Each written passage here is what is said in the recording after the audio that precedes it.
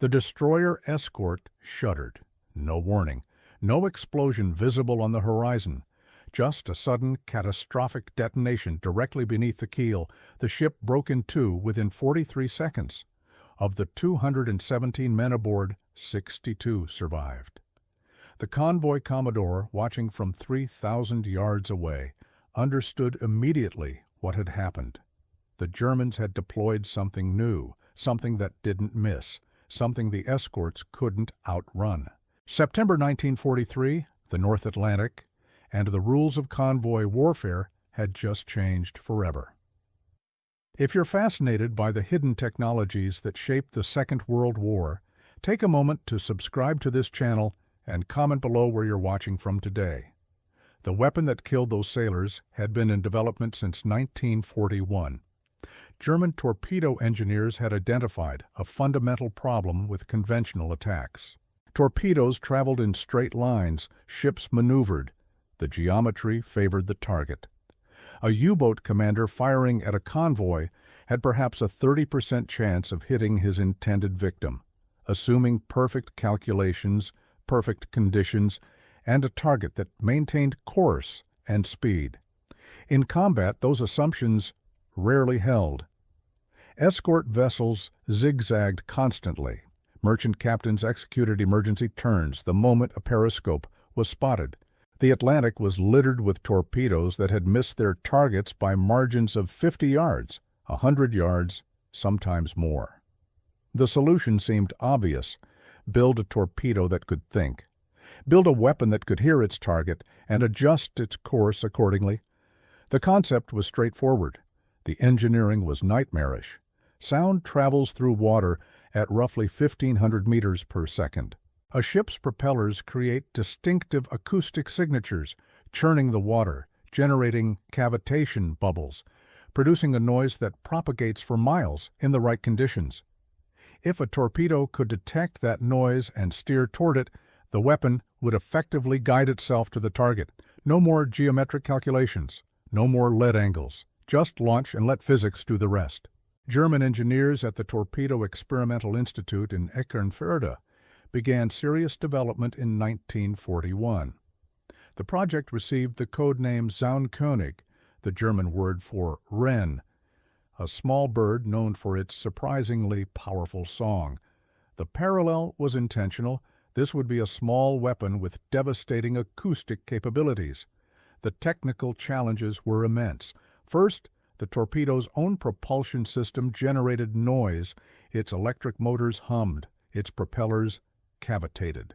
Any acoustic sensor would be overwhelmed by the weapon's self-generated racket unless engineers could somehow filter out that interference. Second, the guidance system needed to distinguish between multiple sound sources. A convoy might contain 40 ships, all generating acoustic signatures simultaneously. The torpedo needed to home on the nearest or loudest target without becoming confused by the cacophony. Third, and most critically, the guidance mechanism had to be small enough to fit inside a standard torpedo body, robust enough to survive the shock of launch, and reliable enough to function after traveling through cold, turbulent North Atlantic waters. German engineers solved the first problem through careful acoustic isolation. The sensor hydrophones were mounted in the torpedo's nose, physically separated from the propulsion section by sound-dampening materials. The weapon's electric motor was selected specifically for its quiet operation, running at speeds that minimized cavitation. The second problem required more elegant solutions. Engineers designed the acoustic circuit to home on the loudest nearby sound source, which in practice meant the closest ship with active propellers. The guidance system would ignore distant targets in favor of immediate threats. The third problem demanded miniaturization that pushed the limits of 1940s technology. Vacuum tubes were fragile. Mechanical components were bulky. The guidance package had to fit within a torpedo that was already packed with explosive, propulsion machinery, and fuel. German engineers eventually succeeded through ruthless prioritization. The Zaunkönig would be a relatively short-range weapon, effective to perhaps 1,800 meters. Beyond that distance, the acoustic signal degraded too severely for reliable homing. The reduced range allowed engineers to shrink the propulsion section, freeing space for guidance electronics. The first successful test firings occurred in late 1942. The results exceeded expectations. Test torpedoes launched against target vessels demonstrated homing accuracy that conventional weapons couldn't match. Where a standard torpedo might miss a maneuvering target by 50 meters, the Zaun-König corrected course and struck. The weapon wasn't perfect. It could be fooled by multiple noise sources. It sometimes lost lock and went ballistic. But compared to conventional torpedoes, the improvement was revolutionary.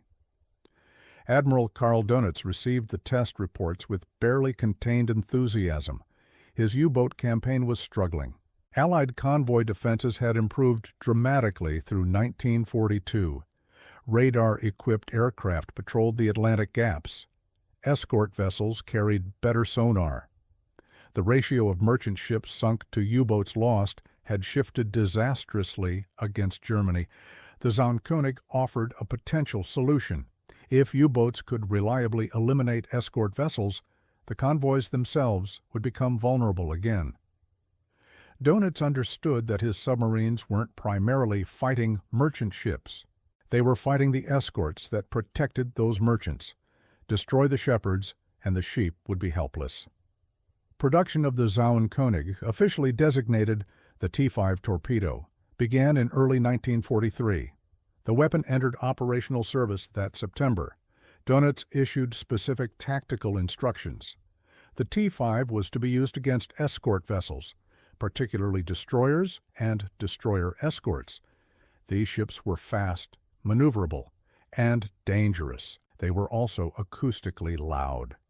Their high-speed propellers generated exactly the kind of noise the Zaun-König was designed to track.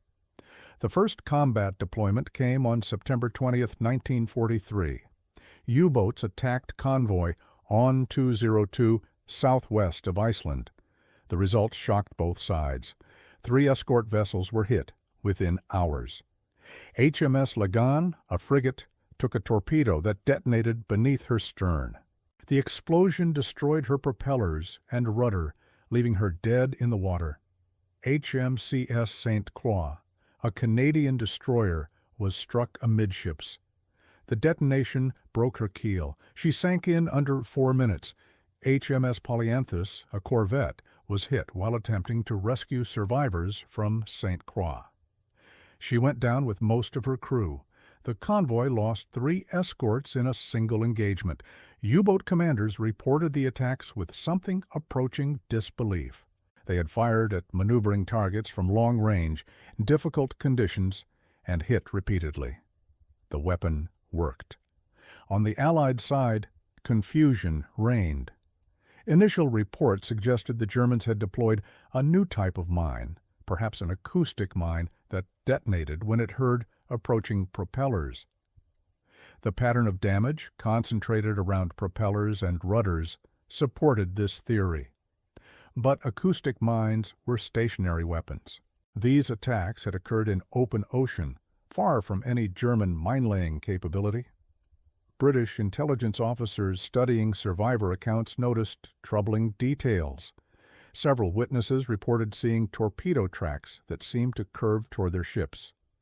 One officer from HMS Lagan described watching a torpedo that appeared to be running past his vessel suddenly turn and strike the stern. This was impossible with conventional torpedoes. Something had changed. The Admiralty issued urgent warnings to convoy escorts. Specific details were lacking because the Allies didn't yet understand what they were facing. The guidance was essentially, be aware that German torpedoes may exhibit unusual behavior. Escort commanders were advised to vary their speed and course unpredictably. This advice was well-intentioned, but largely useless. The Zaun-König could track a ship regardless of course changes. Speed variations helped somewhat, as the acoustic signature changed with propeller revolution rate. But no escort could outrun a torpedo making 30 knots. The following weeks brought additional attacks. Convoy on 206 lost the destroyer HMCS St. Francis to what was almost certainly a T-5. Convoy SC-143 suffered multiple torpedo hits on escorts during a prolonged engagement. U-boat commanders reported unprecedented success rates. Where conventional attacks might achieve 1 or 2 hits per salvo, T-5 attacks were connecting with terrifying regularity. Dönitz was elated. His monthly reports to Hitler emphasized the new weapon's potential. With sufficient T-5 torpedoes, his U-boats could systematically eliminate Allied escort forces. Once the escorts were gone, the convoys would be defenseless. The mathematics were compelling. Each convoy typically included between 4 and 10 escort vessels. If U-boats could reliably sink 2 or 3 escorts per engagement, Allied convoy protection would collapse within months. The Royal Navy and Royal Canadian Navy simply couldn't build escorts fast enough to sustain those loss rates. For the crews serving on escort vessels, September and October 1943 became a nightmare. They understood they were being hunted by something new. Men who had survived years of depth-charge duels and surface engagements found themselves facing a weapon against which experience offered no protection. The fear was specific. Everyone knew what the new torpedoes targeted: propellers, engines, the stern. If your ship was hit, the explosion would likely occur directly beneath the engineering spaces, killing the engine room crew instantly. Survivors from ships hit by T-5s described a particular horror. The explosion often didn't sink the vessel immediately. Instead, it destroyed propulsion and steering, leaving the ship drifting helplessly, while her crew scrambled to control flooding. Men working in aft compartments rarely survived the initial blast. Those forward often had minutes, sometimes hours, to contemplate their situation before the ship either stabilized or succumbed.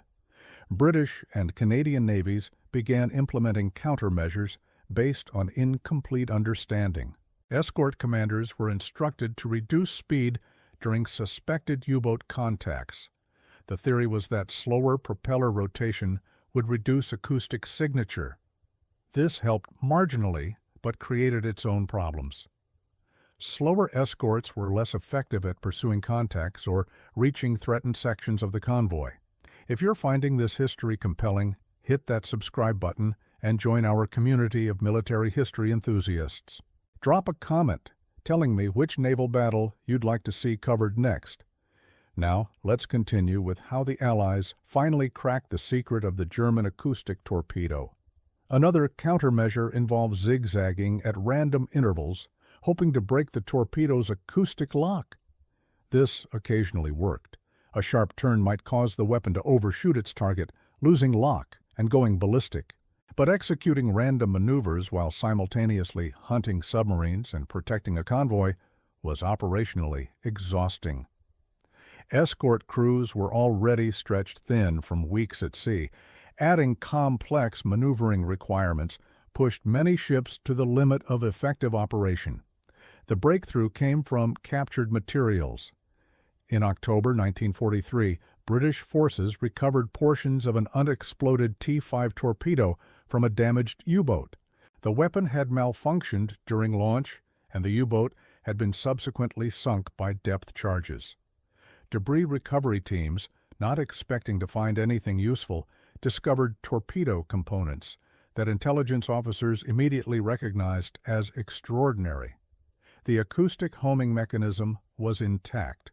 British engineers could finally understand what they were facing. The analysis revealed both the weapon's capabilities and its limitations. The T-5 homed on propeller noise. It was most effective against fast-moving targets. It had a maximum effective range of approximately 1,800 meters. Most importantly, it could be confused by competing noise sources. This last point was crucial. If escorts could generate loud acoustic decoys, the T-5 might home in the decoy instead of the ship.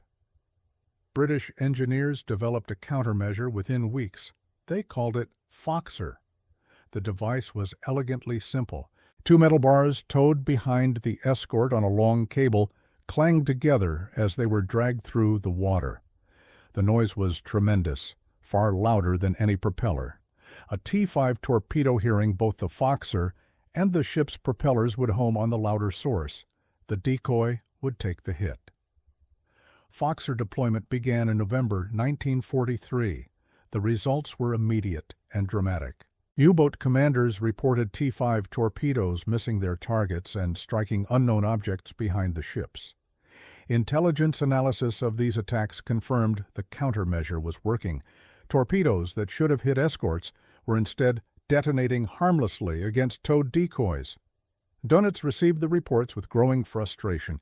His miracle weapon had been neutralized within 2 months of operational deployment. German engineers began working on improvements. The obvious solution was to make the T-5 smarter, capable of distinguishing between a ship's propeller and a towed noisemaker. This required more sophisticated acoustic processing, which demanded more complex electronics, which required more space and power. The improvements couldn't be implemented quickly. Meanwhile, U-boat losses continued climbing. The Foxer wasn't the only factor. Allied air coverage had expanded dramatically. Long-range Liberator aircraft could now patrol areas of the Atlantic that had previously been sanctuaries for surfaced U-boats. Escort carriers provided continuous air support for the most threatened convoys. Improved radar meant submarines could no longer surface at night with impunity. But Foxer was psychologically devastating to U-boat crews. The T-5 had represented hope, a technological advantage that might turn the tide. Watching that advantage evaporate within weeks was crushing. Many U-boat commanders had believed the T-5 would change everything. When it didn't, when Allied countermeasures proved so rapidly effective, morale plummeted. The Germans introduced an improved version, the T-5 Mod 1, in 1944. This weapon incorporated better acoustic filtering and could theoretically distinguish between Foxer and ship propellers under some conditions. But the improvement was marginal. The basic vulnerability remained. If the decoy was louder than the target, the torpedo would home on the decoy. The Allies responded by making their decoys louder. It became an acoustic arms race that Germany couldn't win. Each German improvement in torpedo discrimination was countered by Allied improvements in decoy noise generation. By mid-1944, the T-5 had been reduced from a war-winning weapon to a marginal threat. It still occasionally scored hits. A Foxer cable could part. A decoy could malfunction. An escort might forget to deploy countermeasures during the chaos of combat. But the systematic elimination of escort forces that Dönitz had envisioned never materialized. The convoys continued running. The escorts continued protecting them. The T-5 remained in service until the war's end, but its operational impact never approached those terrifying first weeks of September 1943. But we need to step back in time to understand the full context. The acoustic homing torpedo wasn't Germany's first attempt to create a self-guiding naval weapon. That distinction belongs to another technology, one that had been terrorizing convoys since 1940. The magnetic influence detonator. Conventional torpedo warheads used contact exploders. The weapon had to physically strike the target hull to detonate. This limited effectiveness in several ways. A torpedo running too deep would pass beneath its target. A weapon striking at an oblique angle might glance off without detonating. Even a perfect hit against a well-built ship might fail to cause fatal damage if the explosion occurred against compartmented or armored sections. German engineers recognized that an explosion beneath a ship's keel would be far more destructive than a contact detonation against the side. The physics were straightforward. A ship's hull is strongest where it meets the water. The keel, the centerline structure running the length of the vessel, is designed to bear tremendous loads. But that strength depends on the keel being supported by water beneath it. If a torpedo could detonate directly under the keel, the explosion would create a gas bubble. This bubble would momentarily lift the ship's midship section while the bow and stern remained supported by water. The vessel would essentially be bent over a pillar of gas. The stress would crack the keel like a dry branch. Ships killed by under-keel explosions broke apart with terrifying speed. Vessels that might have survived multiple contact hits, remaining afloat for hours while their crews fought fires and flooding, succumbed within minutes to single under-keel detonations. The magnetic influence detonator made this possible. The device sensed the magnetic field generated by a ship's steel hull. When the torpedo passed through this field, the detonator triggered. Because the magnetic field extended below the hull, the weapon could detonate at the optimal position directly beneath the keel without ever touching the ship. German torpedoes equipped with magnetic detonators entered service in 1940. The initial results were mixed. The exploders were temperamental, prone to premature detonation or failure to detonate. Norwegian campaign operations revealed serious reliability problems. Several attacks that should have resulted in devastating hits produced nothing but unexploded torpedoes drifting past their targets. Dönitz was furious. His U-boat commanders were reporting perfect attack solutions, textbook approaches, torpedoes running straight and true, and zero results. The magnetic exploders were malfunctioning at rates approaching 50%. Investigation revealed multiple problems. The exploders were sensitive to variations in the Earth's magnetic field, which changed with latitude. A detonator calibrated for the North Sea might malfunction in Norwegian waters. The devices were also vulnerable to temperature variations and mechanical shock. German engineers implemented fixes throughout 1940 and 41. By late 1941, magnetic detonator reliability had improved dramatically. The impact on convoy warfare was immediate. U-boat commanders began reporting kills achieved with single torpedoes. Ships that should have required multiple hits to sink were going down after one explosion. Survivors described detonations that seemed to lift their vessels out of the water. The characteristic broken back pattern, ships sagging amidships with bow and stern elevated, became increasingly common. Allied naval intelligence recognized what was happening. The Germans were clearly using some form of influence detonator, probably magnetic. Countermeasures were theoretically possible. Ships could be degaussed, their magnetic signatures reduced through the use of electrical cables running around the hull. This technique had been developed originally to counter magnetic mines. Degaussing helped but wasn't perfect. A large ship's magnetic signature couldn't be eliminated entirely, and the degaussing equipment required maintenance and regular recalibration. Convoy merchants, with their minimal crews and maintenance capabilities, often operated with degraded degaussing systems. The magnetic detonator remained effective throughout the war. It never achieved the dramatic reliability improvements of later German torpedo technology.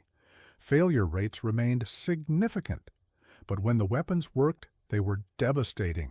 A single torpedo hitting beneath a merchant ship's keel could send 10,000 tons of steel and cargo to the bottom in under 5 minutes. The combination of magnetic detonators and acoustic homing seemed to offer Germany a potential war-winning capability. The magnetic detonator ensured that hits would be catastrophic. The acoustic homing ensured that hits would be probable. If both technologies could be combined in a single weapon, Allied convoys would face a threat unlike anything previously encountered. German engineers attempted exactly this integration in late 1943. The result was a T-5 variant equipped with both acoustic homing and magnetic influence detonation. The weapon proved too complex to manufacture reliably. The acoustic guidance system and the magnetic detonator interfered with each other in unpredictable ways. The guidance hydrophones were affected by the electrical currents used in the magnetic sensing system. The magnetic detonator was affected by the acoustic system's electronic noise. Both systems degraded each other's performance. Only a handful of these combination weapons ever reached operational U-boats. Their combat record was undistinguished. The individual technologies, acoustic homing and magnetic detonation, remained effective when used separately. The dream of combining them into a single superweapon never materialized. The spring of 1943 had been catastrophic for the U-boat service. March saw the highest Allied shipping losses of any month in the war. Over 600,000 tons went to the bottom. Dönitz had deployed over 100 submarines into the Atlantic simultaneously. Wolf packs of 15 or 20 boats attacked convoys in coordinated assaults that overwhelmed escort defenses. For a few terrible weeks, it appeared the Germans might actually sever Britain's lifeline. Then everything changed.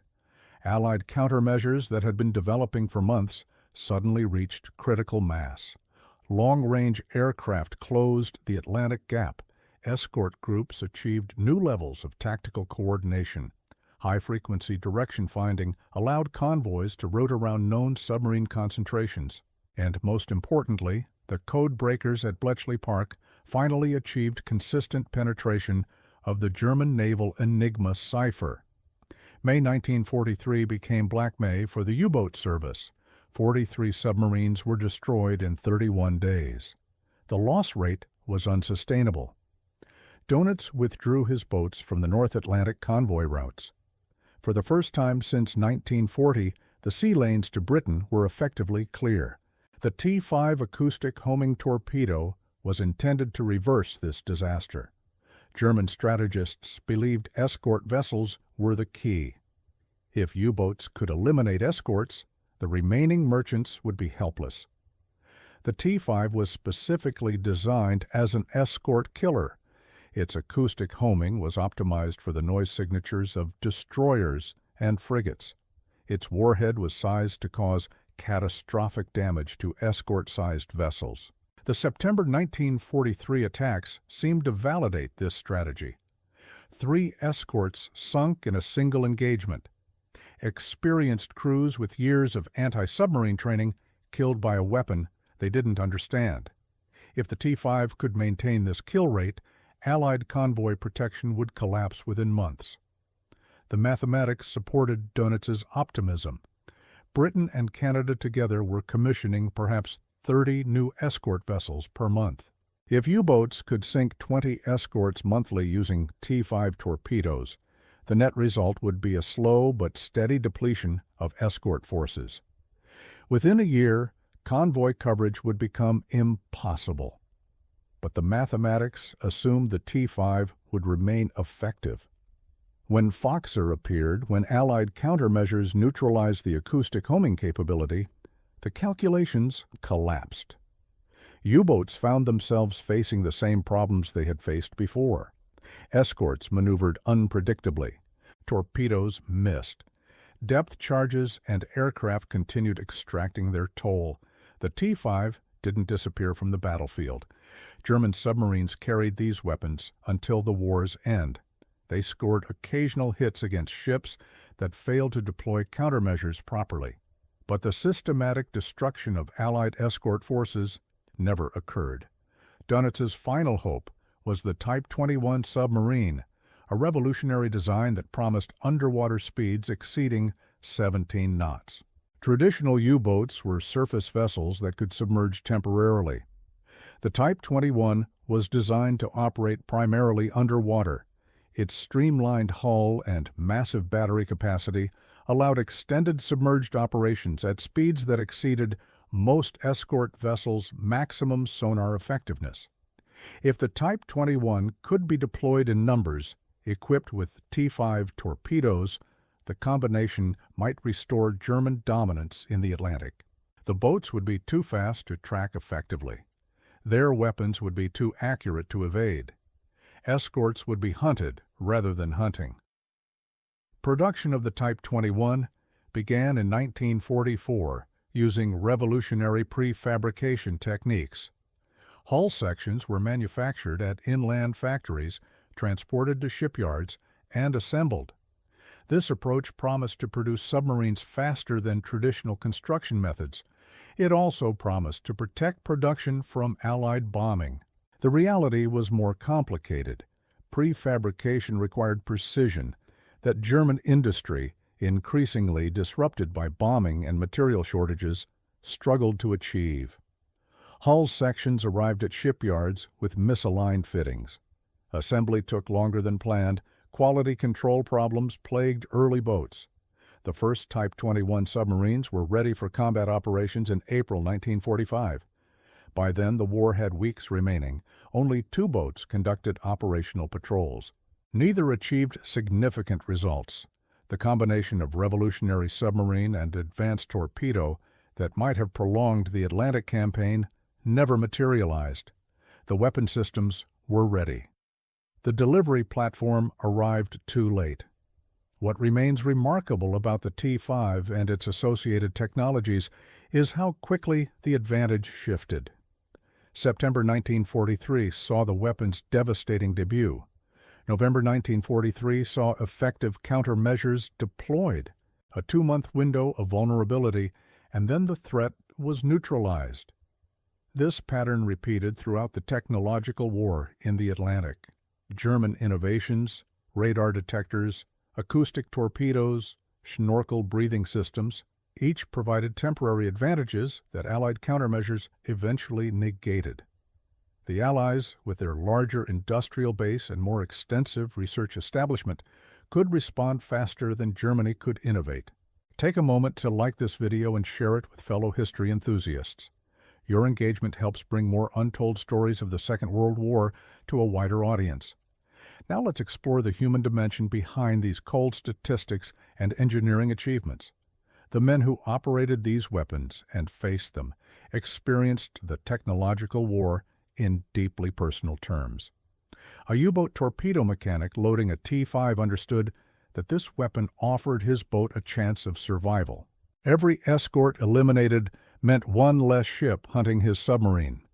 The new torpedoes were different from conventional weapons. They required more careful handling. The acoustic homing system was delicate. Rough treatment could damage the hydrophones. Improper storage could affect the electronics. Mechanics developed almost superstitious attitudes toward the weapons. They spoke quietly near stored T-5s, half believing the torpedoes might hear them. For escort crews, the T-5 created a specific kind of fear. Previous weapons had felt random. A torpedo might hit anywhere along the ship's length. Damage control parties prepared for multiple scenarios. The acoustic homing torpedo changed the calculus. Everyone knew where the weapon would strike. The stern, the propellers, the engineering spaces. Men stationed in those compartments understood their particular vulnerability. If a T-5 found their ship, they would likely not survive. Engine room personnel on destroyer escorts began requesting transfers to other battle stations. Most such requests were denied. Commanding officers faced impossible choices. The Foxer countermeasure worked, but it came with costs. The towed noisemakers were themselves noisy. A ship streaming a Foxer couldn't effectively use its sonar. The decoy's racket masked any submarine sounds. An escort towing a Foxer was protected from acoustic torpedoes, but deaf to the submarines launching them. Standard procedure became to deploy Foxer only when a U-boat contact was lost and attack seemed imminent. This left escorts vulnerable during the critical early stages of an engagement. Some commanders experimented with alternating Foxer deployment. One escort would tow the decoy while another maintained sonar watch. This helped but complicated formation keeping.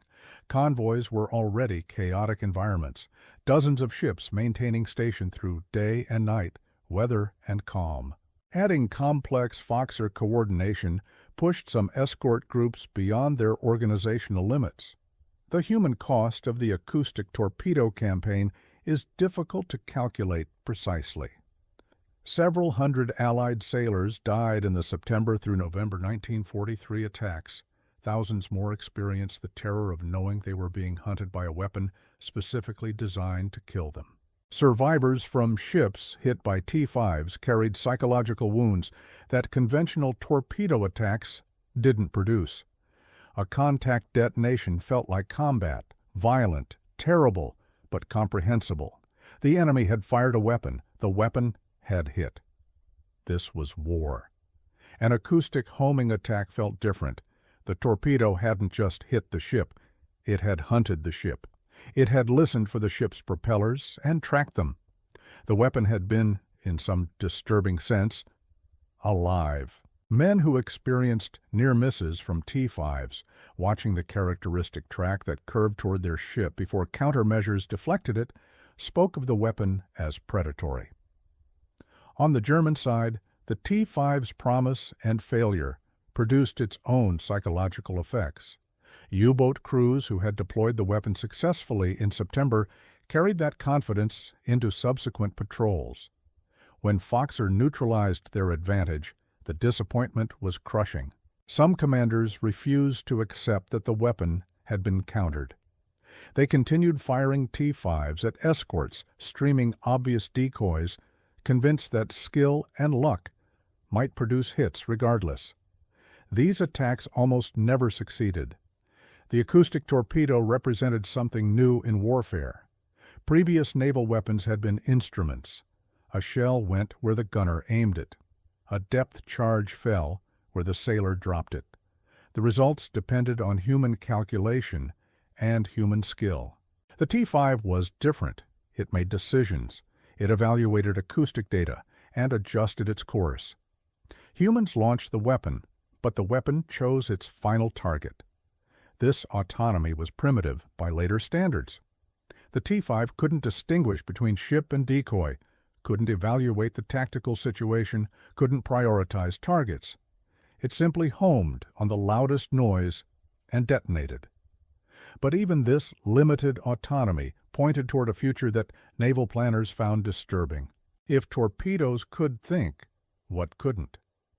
The post-war period saw rapid development of guided weapons, from wire-guided torpedoes to acoustic homing depth bombs to anti-ship missiles that could select their own targets. The T-5 was a primitive ancestor of systems that would eventually make traditional naval combat nearly unrecognizable. For the convoy sailors of 1943, such future developments were irrelevant. They faced a present threat. They learned to stream Fokkers and vary their speeds and maintain vigilance through endless hours of North Atlantic patrol. They adapted because adaptation was the only alternative to death. The broader strategic picture shows the T-5 as one element in a complex technological competition.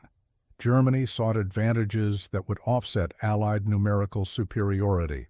The T-5 was such an advantage, at least temporarily, but maintaining technological superiority required constant innovation. Each German advance prompted Allied countermeasures. Each countermeasure required a German response. This cycle favored the Allies. They had more engineers, more factories, more resources to throw at each new problem. Germany, increasingly pressed on all fronts, couldn't sustain the pace. The T-5 was countered in 2 months. The Type 21 submarine arrived too late. The snorkel breathing system, which allowed U-boats to run their diesels while submerged, was defeated by improved Allied radar. German technological brilliance repeatedly produced weapons that briefly changed the war. Allied industrial and scientific capacity repeatedly neutralized those weapons before they could prove decisive. The men who died in this technological competition, both Allied sailors and German submariners, became casualties of a new kind of war. Their deaths weren't decided solely by courage or training or tactical skill. They were decided by the relative capabilities of rapidly evolving weapons and countermeasures. A destroyer escort sunk in September might have survived in November after Fokker deployment. A U-boat destroyed in May might have survived in September before the T-5 was countered. The timing of technological change became, in some sense, as important as the courage of the men in combat. The Atlantic campaign continued until Germany's surrender in May. 1945. U-boats never regained the dominance they had enjoyed in early 1943.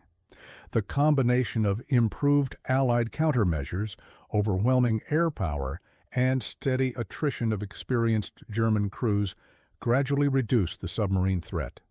By early 1945, U-boat patrols had become nearly suicidal.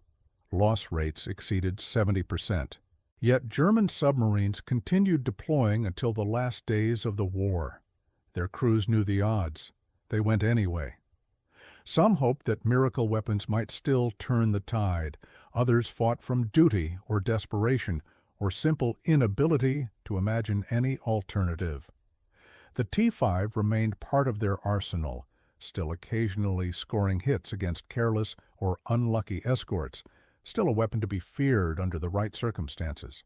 The acoustic homing torpedo's legacy extends far beyond its limited wartime success. The technology demonstrated that guided weapons were practical, that machines could make targeting decisions previously reserved for humans. Every modern torpedo uses acoustic homing in some form. The descendants of the T-5 patrol the world's oceans, carried by submarines of 50 nations. The countermeasures evolved as well. Modern acoustic decoys are vastly more sophisticated than Foxer, capable of mimicking specific ship signatures and leading torpedoes on complex false tracks.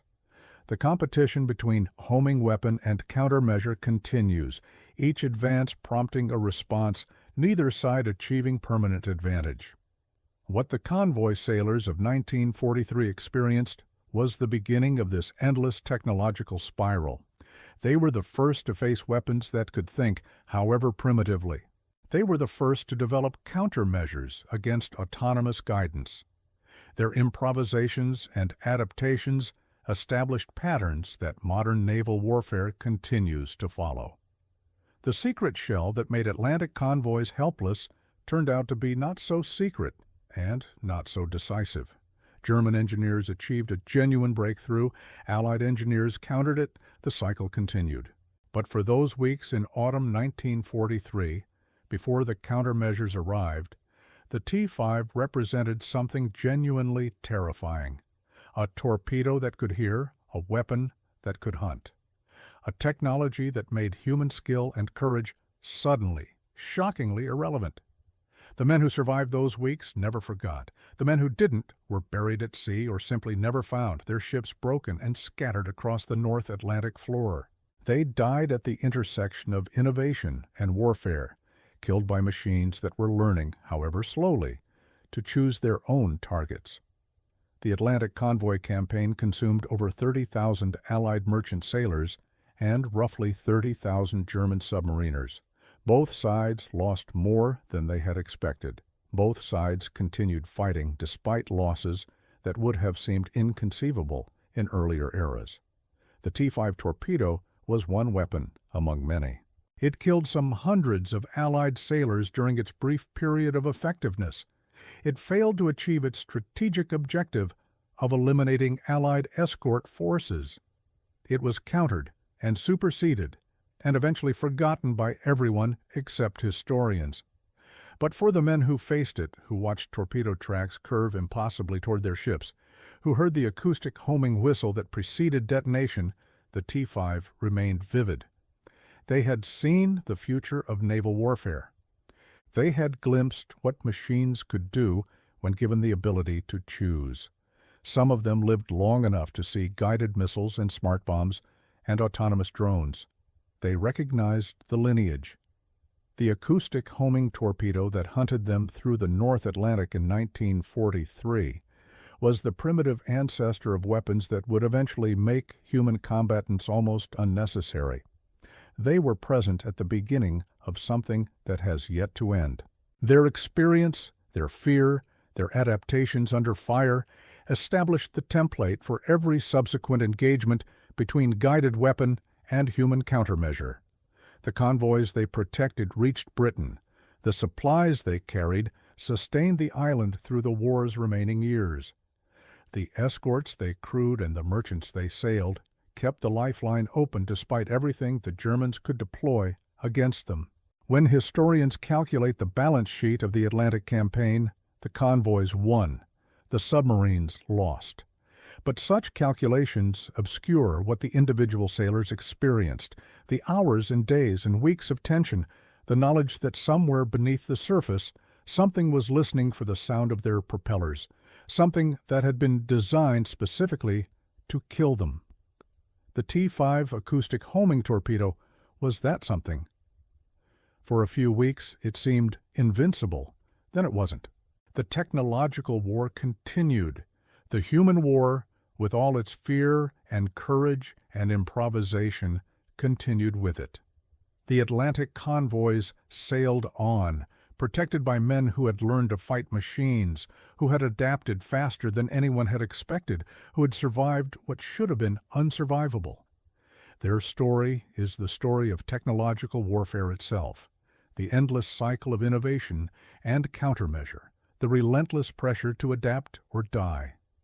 The T-5 was one chapter in that story. The Foxer was another. The chapters continue to be written. The descendants of those convoy sailors and those submarine crews continue their silent technological competition beneath the waves, each side developing new weapons and new countermeasures, neither side achieving final victory. The secret shell that made Atlantic convoys helpless wasn't really secret. The Germans talked about it. The Allies discovered it. The knowledge spread. What made it dangerous wasn't secrecy, but capability, the ability to do something that had never been done before. When that capability was countered, the danger passed. But the precedent remained. Weapons could think. Machines could hunt. The rules of warfare had changed forever. Those convoy sailors who survived to old age told their stories to children and grandchildren who struggled to understand. A torpedo that could hear. A weapon that chose its target. Such things seemed fantastical, but they were real, and the men who faced them carried the memory of that reality to their graves. The Atlantic was cold and dark and dangerous. Somewhere below the surface, something was listening. That was the world they lived in. That was the war they fought. That was the secret that made everything different. The ships kept sailing. The escorts kept protecting them. The U-boats kept hunting. And the technology kept evolving, each innovation spawning countermeasures, each countermeasure prompting new innovations. The cycle had no end. The acoustic homing torpedo was a beginning, not a conclusion. Its brief moment of supremacy demonstrated what was possible. Its rapid countering demonstrated that possibility was never permanent. Both lessons shaped everything that followed. Modern navies build weapons knowing they will be countered.